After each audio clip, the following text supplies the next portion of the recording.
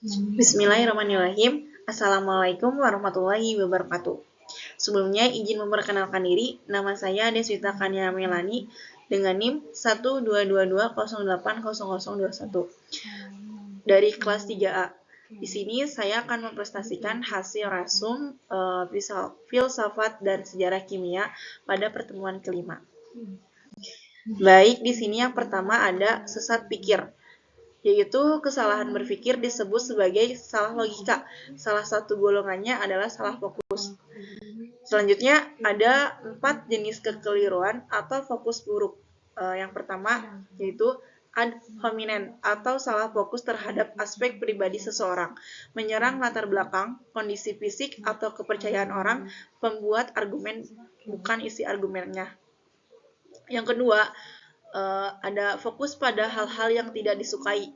Yang ketiga, salah fokus pada perilaku pembuat argumen. Yang keempat, fokus ke pendapat mayoritas, artinya membenarkan pendapat. Selanjutnya, yaitu sesat pikir atau lompatan logika. Premis yang tidak cukup, maka seseorang mengambil kesimpulan yang terburu-buru. Di sini ada 4 jenis kesalahan lompat logika. Yang pertama yaitu asumsi A terjadi sebelum B, maka dipastikan A yang menyebabkan B. Yang kedua, membesar-besarkan dampak. Yang ketiga, dilema palsu terjadi ketika dihadapkan pada dua situasi yang serta baik maupun buruknya. Yang keempat ada ketidaktahuan sebagai penjelasan. Nah, selanjutnya ada kritis membaca berita. Informasi dapat dianggap sebagai kebutuhan dasar di negara demokratis seperti Indonesia. Adapun langkah-langkah untuk memastikan informasi, yang pertama, perhatikan respon emosional kita setelah membaca berita. Yang kedua, ingat dari mana kita mendapatkan berita tersebut. Yang ketiga, memperhatikan judulnya. Yang keempat, periksa apakah media yang memberikannya dapat dipercaya atau tidak. Yang kelima, waspadai kapan informasi itu rilis. Yang keenam, periksa tautan ke sumber lain dalam informasi online. Yang ketujuh, berhati-hatilah terhadap kutipan dalam sebuah berita. Yang kedelapan, yaitu memperhatikan foto atau gambar yang digunakan News-Theater. Baik, selanjutnya di sini ada krisis membaca dalam penelitian.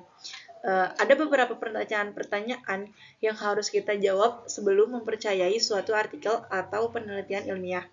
Nah, pertanyaan pertama itu, apakah judul artikel ilmiah terdengar sensasional? Yang kedua, bisakah kita mempercayai para peneliti yang disebutkan dalam artikel ilmiah? Yang ketiga, jika penelitian menarik kesimpulan mengenai keseluruhan kelompok, apakah generalisasinya cukup kuat? Yang keempat, jika penelitian ini sampai pada kesimpulan tentang sebab akibat, apakah kita itu bukan sekadar korelasi? Yang kelima, apakah penelitian ini menggunakan kelompok pembandingan? Yang keenam, apakah data dalam penelitian ini dipilih secara objektif? Yang selanjutnya di sini ada logical valensi. Logical valensi atau bisa disebut juga dengan mengenali sesat pikir. Valensi dalam bahasa Latin yaitu deception atau tipu muslihat.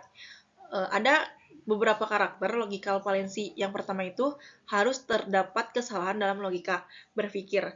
Yang kedua harus bisa diterapkan terhadap argumen. Yang ketiga harus memiliki kesan menipu. Selanjutnya ada jenis-jenis sesat pikir. Yang pertama itu hasty generalization atau overgeneralization, menggeneralisasi sampel kejadian skala kecil ke skala besar. Yang kedua, circular reasoning atau pengambilan keputusan berputar-putar. Dapat didefinisikan dengan contoh X benar karena Y benar karena X. Yang ketiga, slippery slope atau suatu kejadian akan menimbulkan langkah-langkah kejadian yang panjang. Contohnya itu ketika kejadian akan mengakibatkan kejadian B, C, dan D, dan sebagainya.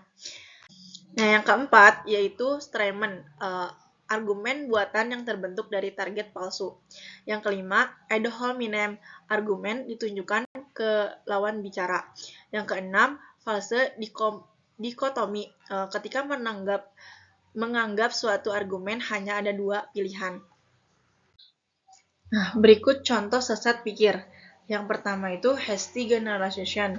Contohnya, seorang sutradara yang baru membuat 3 film dan kebetulan ketiganya meraih kesuksesan besar. Kemudian, para investor menyimpulkan bahwa sutradara tersebut berkualitas. Yang kedua, yaitu circular reasoning. Contohnya itu, buku itu penting untuk mengembangkan kemampuan membaca. Satu-satunya cara untuk belajar membaca adalah dengan buku. Yang ketiga, yaitu slippery slope. Contohnya, hari ini mereka minta X dan besok mereka minta Y. Suatu hari nanti mereka akan melakukan Z. Oleh karena itu, jangan kasih mereka X. Contoh selanjutnya, yaitu Strayman. Contohnya, si A, saya ingin mengurangi anggaran militer Indonesia untuk dialihkan ke anggaran yang lain. Si B mengatakan, kamu mau membuat Indonesia tidak punya pertahanan militer sama sekali. Nah, ini tuh kayak contoh bertentangan gitu. Bertentangan palsu, padahal tidak seperti itu faktanya. Yang kelima itu ada ad hominem. Contohnya, Anda terlalu gugup saat mengemudi di malam hari. Jadi, tentu saja Anda tidak ingin mengemudi. Yang keenam, ada false dikotomi. Contohnya, seseorang mengatakan Anda hanya bisa memilih antara sukses finansial atau kebahagiaan. Tidak ada jalan tengahnya. Selanjutnya, ada 3 pola negative thinking. Yang pertama, pola serba pukul rata, atau pola ini muncul setelah ada satu atau rangkaian kejadian yang membuat kamu pukul rata, kalau kejadian itu bakal mempengaruhi seluruh hidup kamu. Yang kedua, langsung lompat ke kesimpulan. Pola ini biasanya berasal dari ngelihat asumsi yang kita nggak tahu itu apakah benar atau salah. Yang ketiga, pola menyalahkan pola pikir negatif, di mana kamu menyalahkan suatu kejadian ke satu pihak aja. Contohnya itu kepada diri sendiri atau ke orang lain. Nah, yang terakhir di sini ada overthinking yang pernah saya alami. Seringkali saya merasa overthinking dalam hal pikiran, yakni takut akan hal yang sering terjadi berulang kali. Seperti misalnya, saya itu pernah melakukan sesuatu kepada orang lain, tetapi saya juga pernah berpikir, apakah yang sudah saya lakukan terhadap orang lain itu benar atau salah. Baik, cukup sekian.